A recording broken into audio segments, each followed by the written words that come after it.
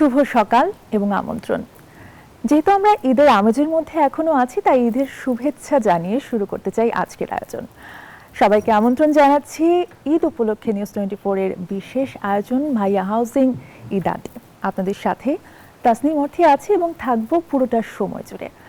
আজকের আয়োজনটা কিন্তু অন্যান্য দিনের মতোই অনেক স্পেশাল, কারণ আজকেও কিন্তু প্রতিদিনের মতোই আমাদের সাথে একজন স্পেশাল গেস্ট উপস্থিত আছেন। আমাদের গেস্ট সম্পর্কে যদি বলি, যার কণ্ঠের জাদুতে তরুণ প্রজন্ম এখন মাতোয়ারা। আমাদের সাথে আছে আমাদের সবার পছন্দের, সবার প্রিয় আয়েশা মৌসুমী। ঈদ মোবারক, কেমন আছেন এবং ঈদ কেমন কাটছে? আমি ভালো আছি, আলহামদুলিল্লাহ। আই হোপ আপনিও ভালো আছেন। ঈদ খুব ভালো কেটেছে, আর এখন তো থার্ড ডেতে চলে আসলাম নিউজ 24-এ আমার দর্শকের সাথে। আশা করছি সুন্দর একটা সময় কাটবে। অবশ্যই সুন্দর সময় কাটবে। যদি একটু জানতে চাই যে ঈদের সময়টাতে আসলে ব্যস্ততাটা কিরকম থাকে, কি নিয়ে থাকে? যেমন আমরা জানি যে কোরবানির ঈদের সময় রান্না বান্নার একটা ব্যস্ততা মেয়েদের থাকে, তো রান্না বান্না কি করা হয়? না, খুব একটা করা হয় না। মানে যখনই কোনো এরকম সেলিব্রেশন থাকে, ওকেশন থাকে, আমার আম্মুর হাতের রান্নাই আমার সবচেয়ে পছন্দের। কিন্তু আমি যেহেতু কাজের সুবাদে আমাকে একা থাকতে হয়, সো এখানে আমাকে না চাইলেও রান্না করতে হয়। সো সারা বছর যেহেতু টুকটাক অনিচ্ছাকৃতভাবে রান্না করি, অকেশনে আর আমি রান্না করি। অকেশনে একটু ফুল একদম একটু আরাম প্রিয়।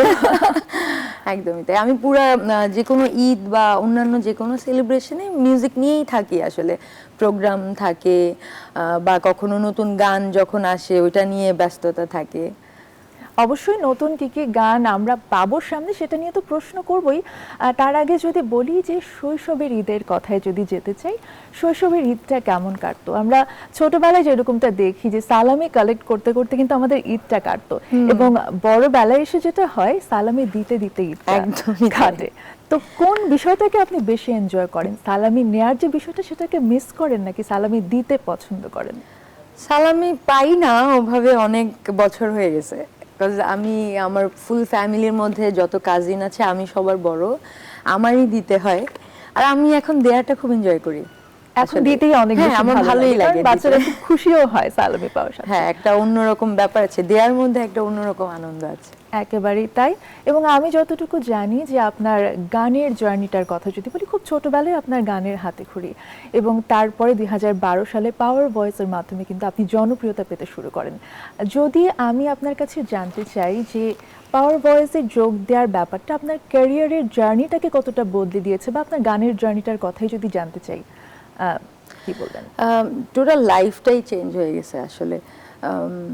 আমি হয়তো পাওয়ার ভয়েসে ফার্স্ট, সেকেন্ড, থার্ড এরকম কোনো প্লেসে ছিলাম না। আমি ওভাবে পাওয়ার ভয়েসের আর্টিস্ট হিসেবে নিজেকে ওভাবে পরিচয়ও আমি দিইনি কখনো কোথাও। কিন্তু যারা দেখেছে প্রোগ্রামটা তারাই আমাকে মানে ওভাবে নোটিস করেছে, I am from power voice. So ওইভাবে যে পরিচিতিটা, আমি বলবো এটা আমার ভাগ্যে ছিল। মানে আমি একদমই পাওয়ার ভয়েস কোনো একটা রিয়েলিটি শো থেকে বের হয়ে আছে না যে ওটার তকমাটা ইউজ করা, আমি ওই চেষ্টাটা কখনো করিনি। ন্যাচারালি এটা চলে এসেছে, মানে মানুষের জায়গা করে নিয়েছেন। তো এটা আমি খুব এনজয় করি। আর আমি এত সিরিয়াস ছিলাম না মিউজিকে, আমি জাস্ট ভালো লাগে মিউজিক করতে, আমি করতাম ছোটবেলা থেকেই মিউজিক করতাম। কিন্তু কখনোই আমার প্ল্যান ছিল না যে অনেক বড় স্টার হব বা সবাই চিনবে। এখন যে কয়জনই বা চেনে, এরাই যে চিনবে, আমি এটা কখনো এক্সপেক্টই করি। তাহলে যদি একটু জানতে চাই, ছোটবেলায় কি হওয়ার স্বপ্ন ছিল? না, আমার সিঙ্গার হওয়ারই ইচ্ছা ছিল, বাট আমি যে কখনো ইনফ্যাক্ট টেলিভিশনে বসেও যে আজকে গল্প করব আমি এগুলোও ভাবিনি। তো যা কিছু হচ্ছে আমার মিউজিকের জন্য, জাস্ট আমার ভালোবাসা মিউজিকের প্রতি, সে এখন আমাকে ভালোবাসা দিচ্ছে, মিউজিকও আমাকে সেটার ফিডব্যাক দিচ্ছে। মিউজিকের ব্যাপারে আসলে পরিবার থেকে যদি বলি, অনুপ্রেরণা সব থেকে বেশি কার কাছ থেকে পেয়েছেন? সবচেয়ে বেশি আমি কাকে রেখে কাকে বলবো, আসলে আমাদের খুব ছোট্ট একটা পরিবার, খুব সুখী একটা পরিবার। আব্বু আম্মু সবাই সাপোর্টিভ ছিল। আমার ছোট বোন, সে ফ্যাশন ডিজাইনার, সেও আমাকে প্রচণ্ড হেল্প করে। বিভিন্ন বিষয়ে ও আমাকে সাজেস্ট করে, তো ইভেন বলছিলেন আপনার- ফ্যাশন স্টাইলিং এই সমস্ত নিয়েও সে আমাকে অনেক। ওকে, তাহলে আপনার স্টাইল এবং ফ্যাশনের পেছনে আপনার বোনের একটা অবদান আছে। অবশ্যই অবশ্যই, আমি খুবই অলস, আমি একদমই ভাবি না এগুলো নিয়ে, কিন্তু আমার যখন শো থাকে, আমার যখন কাজ থাকে, আমি খুবই এক্সাইটেড থাকি। আমি তখন মানে পুরা কি গান গাবো, শুরু থেকে শেষ পর্যন্ত কিভাবে হবে, কিভাবে আমি এন্ট্রি নিব, কিভাবে শেষ করব, এইসব নিয়ে আমি খুব ভাবতে পছন্দ করি, কিন্তু স্টাইলিং নিয়ে আমার বোন সবটা দেখে। ওকে, আর আপনি আপনার ভাইয়ের কথা বলছিলেন, গিটার বাজাতে পারে খুব সুন্দর। সে ও কি হ্যাঁ, আমার music এর কাজিন, সাথে- আমার মামাতো ভাই, ও আমরা আসলে আমার মামার ফ্যামিলিতেও সবাই গান করে। আমরা ছোটবেলা থেকেই গান করতে করতে একসাথে বড় হয়েছি। তো আজকে যখন দেখলাম ইনস্ট্রুমেন্ট একটা দরকার ছিল, গিটার, তখন ওর কথা মনে পড়লো, নিয়ে আসলে আর ভালো যেহেতু হতো। আপনাকে পেয়ে গেছি, আরো অনেক গল্প তো করবোই, কিন্তু গান না শুনলে কিন্তু হবেই না।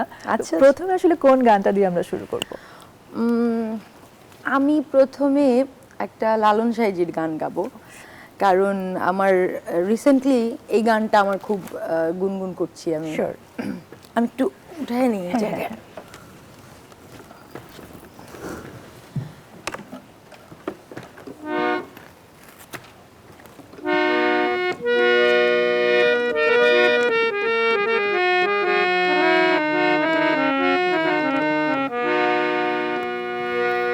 সত্য কাজে কেউ নয় রাজি,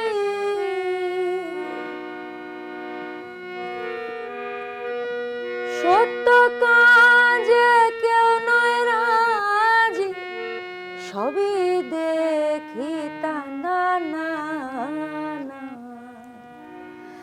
জাত গেল বলে একই আজব কারখানা, জাত গেল বলে। আসবার কালে কি জাত ছিলে, এসে তুমি কি জাত নিলে, আসবার কালে কি জাত ছিলে, এসে তুমি কি জাত নিলে, কি জাত হবা যাবার কালে, কি জাত হবা যাবার কালে, সে কথা ভেবে বলো না, জাত গেল বলে একই আজব কারখানা, জাত গেল বলে। অসাধারণ, চমৎকার Thank you, চমৎকার। thank you. মানে সকালটাই একটা সুন্দর একটা আবহ তৈরি হলো আসলে গানটার মাধ্যমে, অনেক তাই, সুন্দর। thank thank you you. Very much. এটা রিসেন্টলি কেন ঘুরতেছে কানে, মানে মনের মধ্যে, আশেপাশে আমরা আসলে কত কিছু করি নিজের জাতটাকে একটু ওপরে উঠানোর জন্য, একটু নিজেকে Exactly. হাইলাইট করার জন্য, প্রয়োজন আরেকজনকে ছোট করে হলেও, আরেকজনকে কষ্ট দিয়ে হলেও। এই যে বিষয়টা আমার ইদানিং খুব চোখে পড়ে, আমাদের সোসাইটিতে এরকম বিষয় অনেক দেখা যাচ্ছে। ইভেন আশেপাশে অনেক কুরবানি হচ্ছে। ঈদের মধ্যেও, যেটা আমাদের ত্যাগের বিষয় হতে পারতো, আমি আশেপাশে অনেক দেখি যে যারা, আজকে আস্তে আস্তে একটা ভিডিও দেখছিলাম যে বারান্দা থেকে ঢিল দিয়ে মাংস দিচ্ছে মানুষ গরিবদেরকে। আচ্ছা, তো এই জিনিসটা আমাকে খুব হার্ট করে, যে মানে এত জাতপাতের বড়াই, তো ওই থেকে আসলে গানটা মাথায় ছিল। অসম্ভব সুন্দর। আর আমরা সেই চিন্তায় বা সেই প্রসঙ্গেও আবার যাব, যেহেতু আমরা অনেক ভারী একটা প্রসঙ্গে চলে গেছি, বিষয়টাকে একটু হালকা করি। সেটা হচ্ছে যে যতটুকু জানি যে আপনি প্লেব্যাকও করেছেন সিনেমায়, সেই অভিজ্ঞতাটা কেমন ছিল সেটা জানতে চাইবো, এবং অ্যালবামের গানের চাইতে প্লেব্যাক করার ক্ষেত্রে কতটা আলাদা বা চ্যালেঞ্জিং মনে হয়েছে? এটা খুব সুন্দর প্রশ্ন। হ্যাঁ, অ্যালবামের থেকে এটা একটা আলাদা চ্যালেঞ্জ আছে প্লেব্যাকের। সেটা হচ্ছে যে প্লেব্যাক করতে হলে ডিরেক্টর থেকে শুরু করে যারা যারা ওই কাজটার সাথে জড়িত, মিউজিক ডিরেক্টর এবং মুভি ডিরেক্টর, সবার একটা অ্যাপ্রুভাল লাগে। মানে সবার ভয়েসই তো ভালো, কিন্তু সব গানের জন্য বা সব সিচুয়েশনের জন্য সব ভয়েসটা তো অ্যাপ্রোপ্রিয়েট Perfect নাও না, হতে হ্যাঁ। পারে।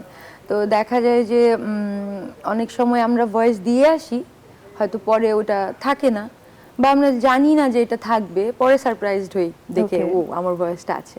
কারণ এখন তো অনেকগুলো ভয়েস নিয়ে টেস্ট করা হয়, যে যার ভয়েসে সবচেয়ে ভালো লাগে ওইটা। তো এরকম আমার বেশ কিছু গান অলরেডি আছে মুভিতে। স্পেশালি আমি যদি বলি পরাণ মুভির কথা, এটা 2021-এ আমার এখন পর্যন্ত এই কাজটা আমার সবচেয়ে প্রিয়।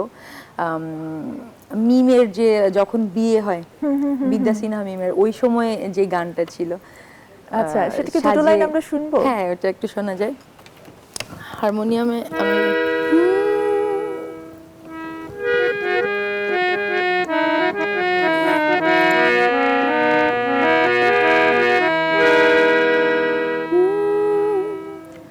আলতা শাড়ি টিকলি পরে যাব রে যাব আজ পরের ঘরে, আলতা শাড়ি টিকলি পরে যাব রে যাব আজ পরের ঘরে। দূর দূর ভয়, দূর দূর ভয়, দূর দূর ভয় অন্তরে সজনী তোরা সাজিয়ে গুজিয়ে দে মোরে, সাজিয়ে গুজিয়ে দে মোরে সজনী তোরা সাজিয়ে গুজিয়ে দে মোরে। এরকম ছিল। সুপার, অসাধারণ অসাধারণ। Thank you. এমনি প্লেব্যাকের কথা যেহেতু বলছিলাম, এটা আপনার কাছে কিছুটা চ্যালেঞ্জিংও মনে হয়েছিল যেটা বলছিলেন।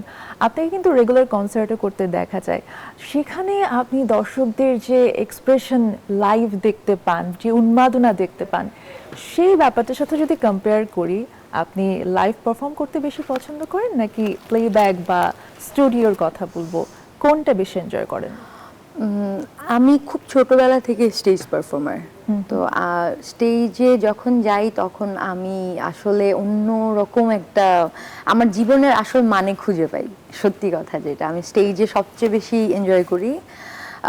তবে স্টেজে আরও বেশি এনজয় করি যখন স্টুডিওতে যেই গানগুলো করি, ওগুলো যখন স্টেজে, মানে আমার গান যেগুলো অডিয়েন্স আমার সাথে কানেক্ট করে, এইটা আমার সবচেয়ে বেশি ভালো লাগে। কানেকশনটা একদম সরাসরি দেখা যায়। ইউজুয়ালি আমি কাভার্স করি যাদেরকে শুনে শুনে বড় হয়েছি, বা অডিয়েন্স ডিমান্ড থাকে অনেক সময় ট্রেন্ডি যেগুলো গানগুলো আছে, যেগুলো শুনতে মানুষ এনজয় করবে, নাচানাচি করবে, ওগুলোও করি। আবার আমার নিজের যে গানগুলো আছে ওগুলো মাঝে মাঝে যখন করি, আমার বেশ কিছু গান অডিয়েন্স খুব পছন্দ করে। তার মধ্যে মেকআপ সুন্দরী একটা, বলো না একটা, এই গানগুলোর খুব রিকোয়েস্ট আসে, অনেক জনপ্রিয়তা পেয়েছে গানগুলো। তারপর একটা নাটকের গান ছিল দিল ডান্স মারে, ওই গানটাও যখন ছিল আমি অনেক গেয়েছি স্টেজে। তো এই তো। হ্যাঁ, আপনার রিসেন্ট একটা গানও আওলা বাওলা, সেটাও বেশ হ্যাঁ, সাড়া ফেলেছে পুলক ভাইয়ের সাথে। হ্যাঁ, পুলক সেটাও বেশ অধিকারী। সাড়া ফেলেছে। এবং যদি বলি ইমরানের সাথে আপনার একটা গান ছিল, সেটা নিয়েও অনেক আলোচনা হয়েছে।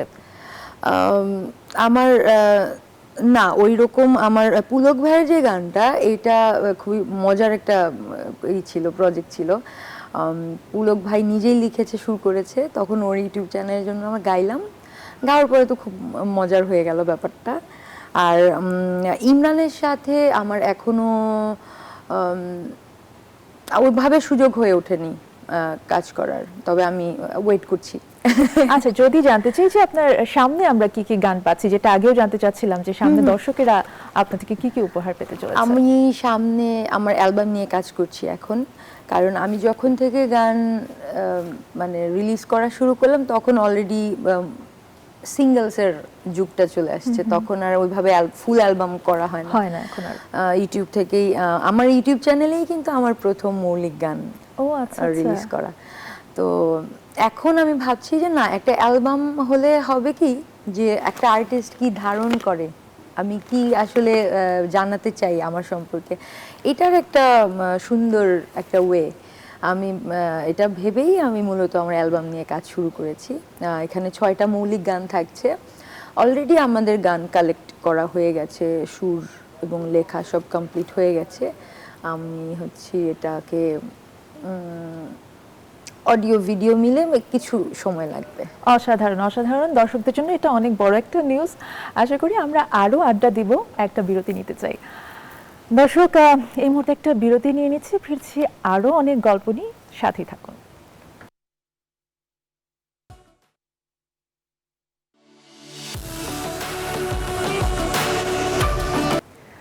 সবাইকে আবারও স্বাগত জানাচ্ছি ভাইয়া হাউজিং ঈদ আড্ডায়। আপনাদের সাথে তাসনিম অর্থী আছি এবং আমাদের সাথে স্পেশাল গেস্ট আছে আয়েশা মৌসুমী।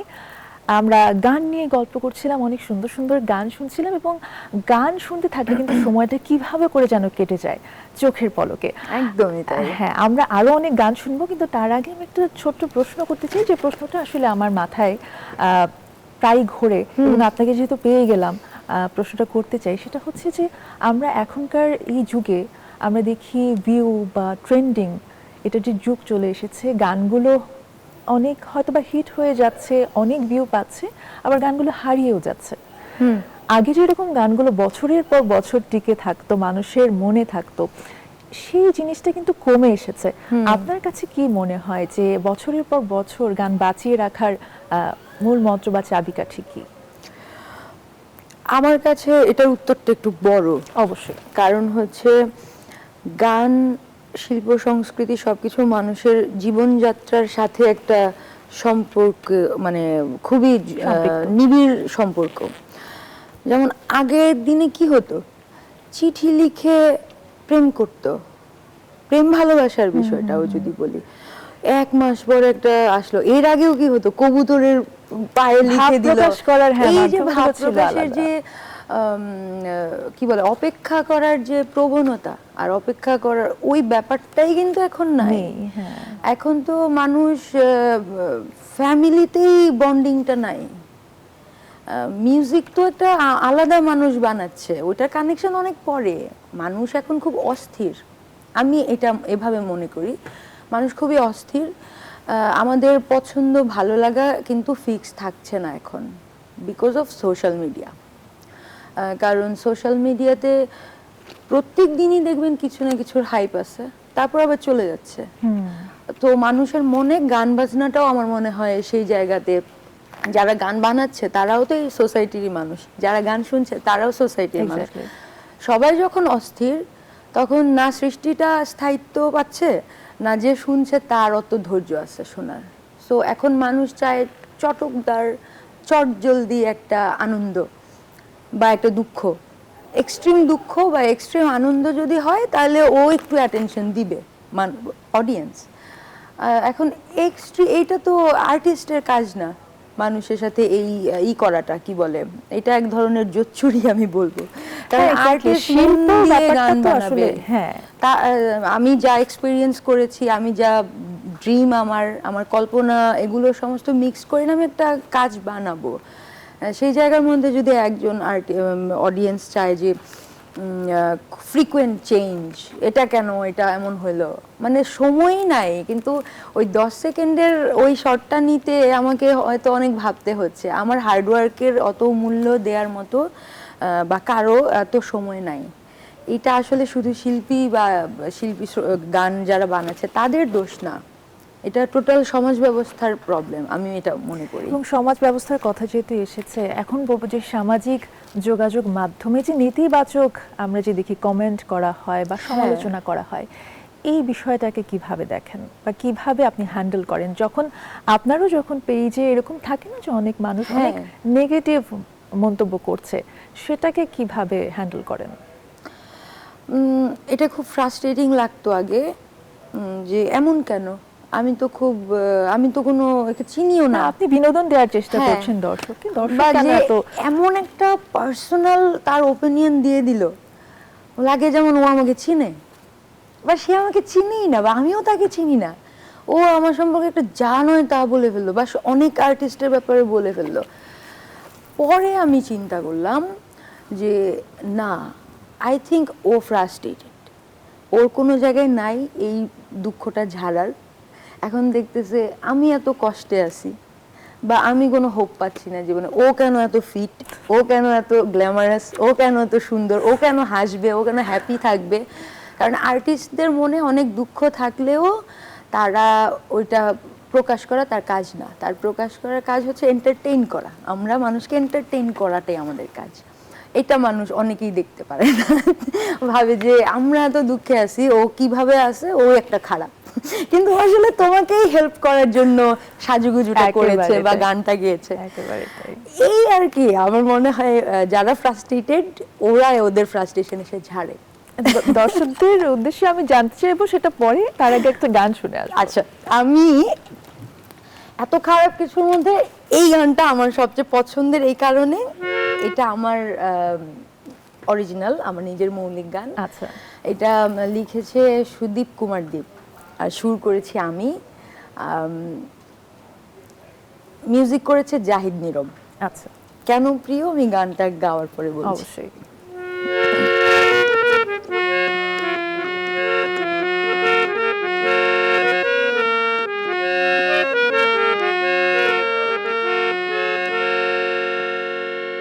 হাসলে তুমি গলে যাই, তারা হয়ে জ্বলে যাই, কোলে মাথা গুজে যাই, আড়াল হলে খুঁজে যাই, বলো না এটাই কি ভালোবাসা নয়? আর কত মায়া বাড়লে তারে ভালোবাসা কয়, বলো না এটাই কি ভালোবাসা নয়? আর কত মায়া বাড়লে তারে ভালোবাসা কয়। বুকেরই বাঁ পাশে স্বপ্ন হয়ে যখন আসে তোমার ওই আদরে মুখ, হাঁটলে পাশাপাশি থাকলে খুব কাছাকাছি, আনাগোনা করে শুধু বলো না এটাই কি ভালোবাসা নয়? আর কত মায়া বাড়লে তারে ভালোবাসা কয়, বলো না এটাই কি ভালোবাসা নয়? আর কত মায়া বাড়লে তারে ভালোবাসা কয়। অসাধারণ, অসাধারণ, এত মায়াময় একটা গান। গানটার মধ্যেই অনেক মায়া। এই গানটা আপনি অনেক প্রিয় বলছিলেন, কেন? এই গানটা প্রথমত এটা আমার সুর করা প্রথম গান রিলিজড, যেটা আর প্রিয় আরেকটা কারণে এখানে একটা কমেন্ট আসে আমার গানটা রিলিজ হওয়ার 1 বছর পরে। আচ্ছা, যে আপু আশা করি আপনি ভালো আছেন, এই গানটা দিয়েই আমি আমার মানে যাকে সে তার ভালোবাসার কথা জানিয়েছিল তার সাথে বিয়ে হয়েছে, আজকে তাদের অ্যানিভার্সারি। O how sweet. মানে আমার গানটার অ্যানিভার্সারি মানে 1 বছর প্লাস, আর ওদের এরকম। মানে একটা গানও যে মানুষকে এভাবে কানেক্ট করতে পারে, মানুষের একটা সম্পর্ক তৈরি করে দিতে পারে, তখন আমার কাছে মনে হয়েছে যে যত ফ্রাস্ট্রেটিং কথাবার্তাই হোক না কেন, আমি এটাই করতে চাই, আমি গানটাই গাইতে চাই। এবং এই যে বিষয়গুলো যে আপনার গানের সাথে নিজেদেরকে রিলেট করতে পারছে, সম্পর্কে জড়াতে পারছে বা ভাব প্রকাশ করতে পারছে তার পছন্দের মানুষের কাছে, এই বিষয়গুলোই তো অমূল্য আসলে। একদমই অমূল্য। তারপর আমি একটা কভার করেছিলাম আয় খুকু আয়, ওই গানটার নিচে এরকম অনেকেই অনেক মেয়েরা কমেন্ট করেছে যে বাবার কথা মনে পড়ে, বাবার সাথে স্মৃতি তারা ওখানে শেয়ার করছে। এইসব বিষয়গুলো আসলে আমাদেরকে শক্তি যোগায়, এত নেগেটিভিটির মাঝখানেও শক্তি যোগায় যে না, কাজটা করে যাও। কেউ তো শুনছে। হ্যাঁ হ্যাঁ, তাদের জন্য আসলে বাঁচিয়ে রাখতে ইচ্ছে করে। একদমই তাই। যদি বলি যে আপনার এই ক্যারিয়ারে বা এই জার্নিতে এমন কোনো মেন্টর বা কোনো সহশিল্পী বা সহকর্মী কারো কি কোনো এমন কোনো অ্যাডভাইস আপনার জীবনে এসেছে যেটা আপনাকে অনুপ্রাণিত করেছে বা যেটা আপনি সবসময় এখনো মনে রাখেন, এরকম কি আছে? হ্যাঁ, এরকম তো অনেকে আছে, যেমন আমার খুব ভালো ফ্রেন্ড প্রতীক হাসান। ও খুবই পজিটিভ একটা মানুষ। আমি যখনই আমি খুব তাড়াতাড়ি, আমি খুব একটু ইমোশনাল, অনেক তাড়াতাড়ি হ্যাপি হয়ে যাই, আবার অনেক তাড়াতাড়ি আমার মন ভেঙে যায়। যখনই কিছু হয় আমি প্রতীককে ফোন দিয়ে আমার এই হইলো, এটা কি হলো আমি জানি না, হ্যান ত্যান। তো ও হচ্ছে আমার সমস্ত এগুলো ঝেলে এবং আমাকে সামলায়, বলে যে না তুমি এরকম করো না, স্ট্রং থাকো। তো যে কোনো মোমেন্টে আমি প্রতীক হাসানের কথা আমাকে বলতেই হবে। মানে সে আমাকে অলওয়েজ খুব পজিটিভ এনার্জি দিছে। এবং হয় না সব শোতে তো গিয়ে বা সব কাজের সময় আমরা যেভাবে চাই সেভাবে হয় না। আর আমার কাজ আমি যেভাবে চাই এইভাবে না হলে আমার খুব রাগ লাগে, মন খারাপ হয়। যেটা আপনি মেকআপ রুমে আমি বুঝতে পেরেছি বুঝতে পেরেছেন কিছুটা। তখন আমি যখন বলি তো বলে যে দেখো এটা আমাদের প্রফেশন, এত সিরিয়াসলি নেওয়ারও কিছু নাই, এত পার্সোনালি নেওয়ার কিছু নেই। সিরিয়াসলি নাও, পার্সোনালি নিও না, এটা আমাদের প্রফেশন। পার্সোনাল লাইফ আর প্রফেশনাল লাইফকে আলাদা রাখার একটা সুন্দর ব্যালেন্স আমাকে প্রতীক হাসান শিখিয়েছে। আচ্ছা, অসাধারণ। এরকম আসলে কিন্তু আমাদের পজিটিভ এনার্জি খুব দরকার হয় এত নেগেটিভিটির মাঝখানে। একদমই আমরা আরেকটা গান শুনে আসবো। Sure sure. এবারে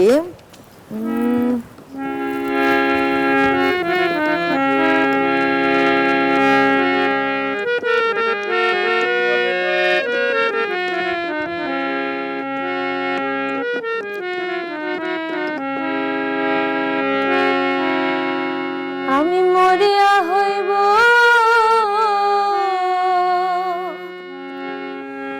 শ্রীনন্দের নন্দ,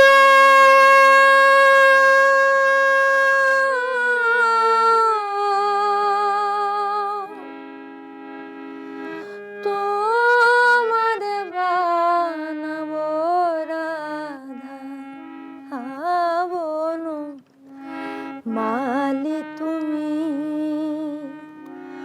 পর জন্মে হইও রাধা বনমালী তুমি, পর জন্মে হইও রাধা বনমালী তুমি, পর জন্মে হইও রাধা। আমি মরিয়া হইব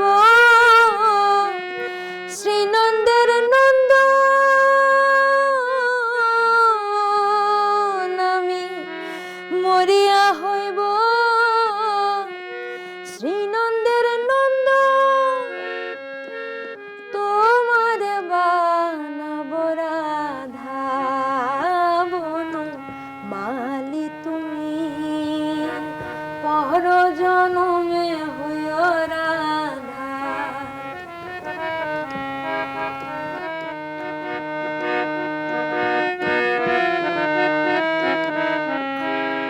তুমি আমারই মতো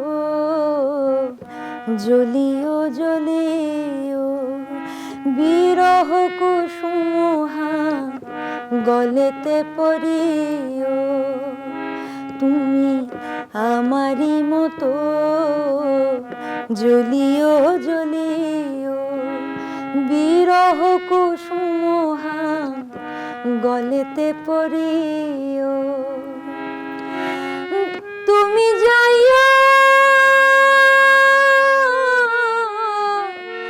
যমুনার ঘাটে, তুমি যাইও যমুনার ঘাটে, না মানি নদীর বাধা বনমালী তুমি, পর জন্মে হইও রাধা বনমালী তুমি, পর জন্মে হইও রাধা। চমৎকার চমৎকার, Thank you. Thank you very much. ঈদের এই সময়টাতে আসলে গান না শুনলে আসলে আত্মার খোরাক যেটা বলে ওই ওই শান্তিটা আসলে আসলে আসে আসলেই না। তাই। এবং আপনার পরিবারের মাঝে যদি বলি যে এই গান বিষয়টা কতটুকু আসলে ছোটবেলা থেকে সংস্কৃতি মনে কি সবাই ছিলেন? আম, সংস্কৃতি মনা ছিলেন কিন্তু ওইভাবে অ্যাক্টিভ ছিলেন না কেউই, স্পেশালি আমার দাদার বাড়ি থেকে তো একেবারেই না, ও। ইভেন খুবই নিষেধ ছিল।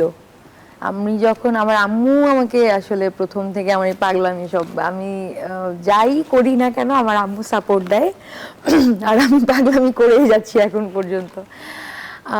আম্মু আমাকে শিশু একাডেমিতে ভর্তি করে, আমার দাদু যখন জানতে পারলো মানে সে কি রাগ, আমাদের বাসায় আসবে না, 1 মাস ধরে আমাদের বাসায় আসে না, কিছু কথা বলবে না।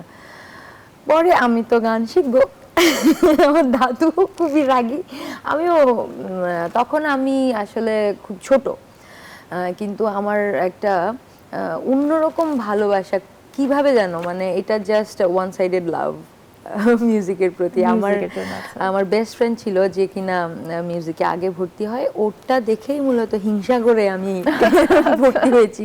ও গান শিখে ফেলতেছে, আমি পারি না, এটা কেমন ব্যাপার।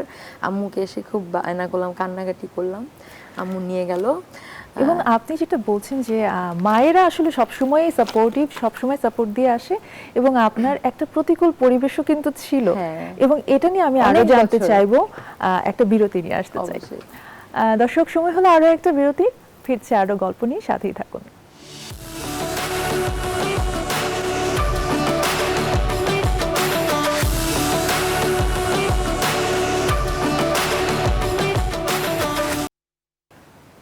সবাইকে আবারও স্বাগত জানাচ্ছি ভাইয়া হাউজিং ঈদ আড্ডায়। আপনাদের সাথে আমি তাসনিমা অর্থে আছি এবং আমার সাথে আছে খুবই বিউটিফুল, খুবই এনার্জেটিক এবং দারুণ একজন মানুষ, আয়েশা মৌসুমী। আমার কিন্তু অসাধারণ একটা সময় যাচ্ছে আপনার সাথে আড্ডা দিয়ে দিই এবং গান শুনতে মাই শুনতে। প্লেজার।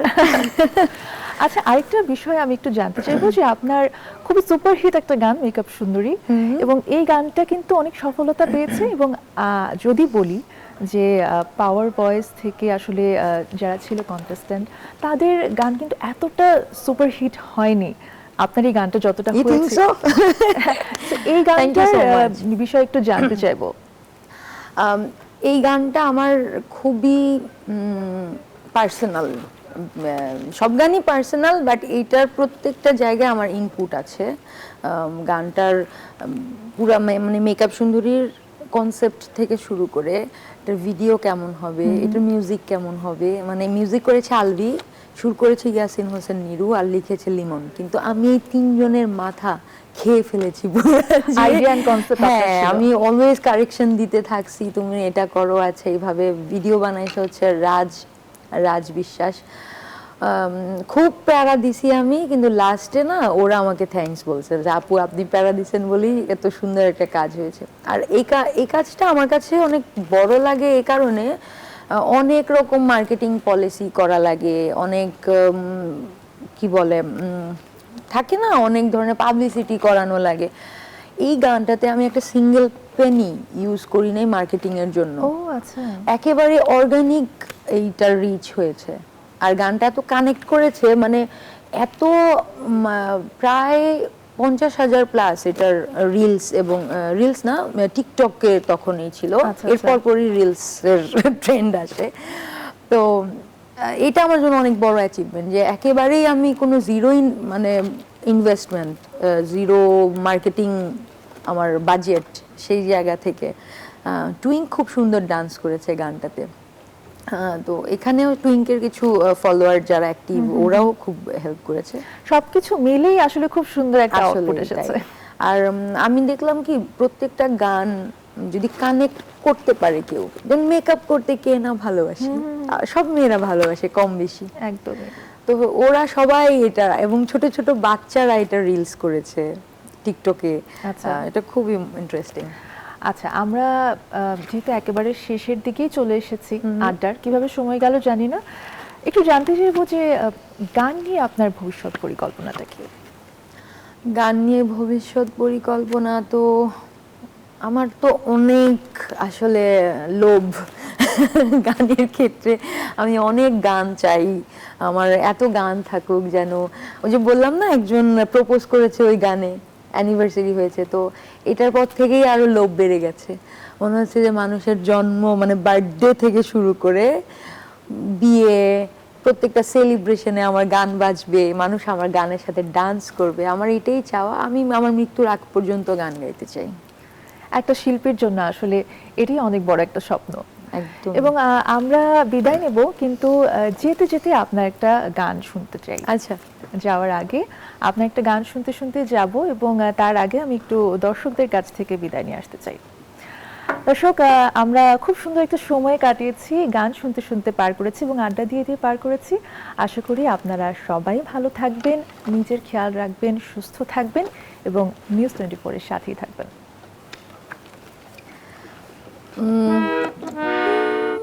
থ্যাঙ্কস নিউজ 24-কে আমাকে ইনভাইট করবার জন্য। সবাইকে ঈদ মোবারক। শেষ গান এটা শেষ করছি এটা দিয়ে।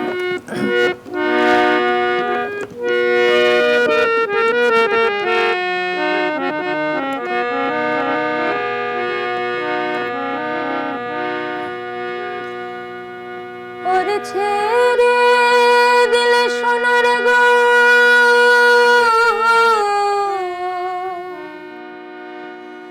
খেপা ছেড়ে দিলে সোনার গো, আর পাবো না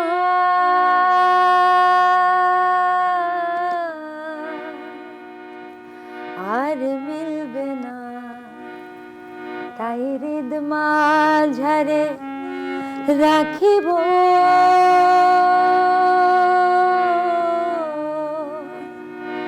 ছেড়ে দেব না। ওরে ছেড়ে দিলে সোনার গোরার পাবো না, খেপা ছেড়ে দিলে সোনার গোর আর পাবো না, না না আর মিলবে না, তাই হৃদ মাঝারে রাখিব ছেড়ে দেব না, তোমায় বক্ষ মাঝে রাখিব ছেড়ে দেব না।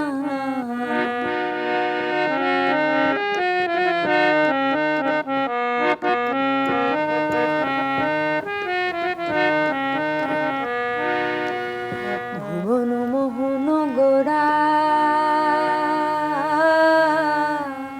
কোন মুনি জোনার মনোহরা,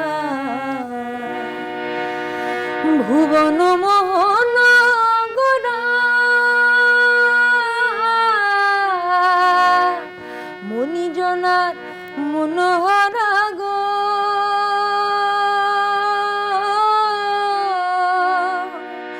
আমার রাধার প্রেমে মাতোয়ারা চাঁদ গোর, আমার রাধার প্রেমে মাতোয়ারা ধুলা যায় ভাই গড়া গড়ি, যেতে চাইলে যেতে দেব না, না না না যেতে চাইলে যেতে দেব না, না না যেতে দেব না, তোমার হৃদ মাঝারে রাখিব ছেড়ে দেব না, তোমায় বক্ষ মাঝে রাখিব ছেড়ে দেব না।